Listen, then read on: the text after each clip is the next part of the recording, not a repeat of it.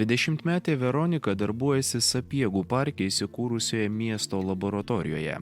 Mergina į Sopą atvyko tvirtai apsisprendusi susirasti pirmą darbą gyvenime, o visos paieškos prasidėjo nuo Duodei iniciatyvos, kurios metu Veronika pasimatavo keletą skirtingų potencialių darbo vietų. Sopa atėjau, ieškoti darbą. Aš jau radau, jau patinka jau čia dirbti, jau namuose nesėdėti.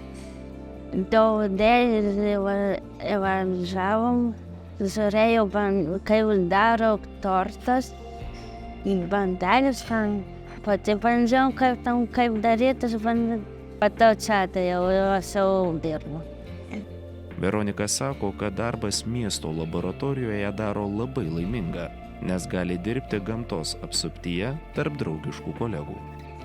Su žmonėm čia kartu dirba, bendraujam. Indų plaunu, tai kai inžinierkas žmonių nėra, tai aš pardavėjų padedu kažkas svagūnus, tas nankos, morkos, kaip daug gulių, kaip yra, kai šventai vestuvės eina būna, kaip penktadienis, tai turiu laikas, aš einu obuolių rinkti. Kiekvieną dieną Veronika į darbą atvyksta iš Rudaminos. Mes pas Sopą žiūrėjom, kaip atvažiuoti iki čia. Veronika pasakoja, kad darbas jai svarbus ne tik dėl prasmingos kasdienybės. Uždirbti pinigai leidžia prisidėti prie šeimos gerovės. Gerai, kas šeima patenkina. Patiko, kas ėjau į darbą. Norėčiau darbą turėti, savo pinigų turėti. Kai būnu, kaip turiu pinigų, taip, tai rūbą biškį perku, taip, pavalgyt.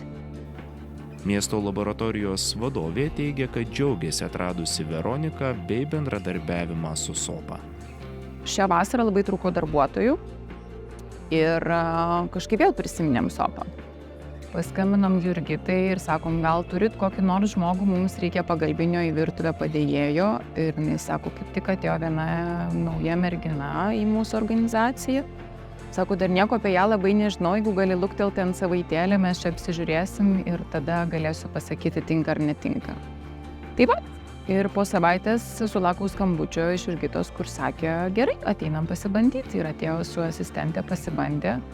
Viskas tiko, patiko ir mums tiko ir taip prasidėjo ta mūsų kelionė.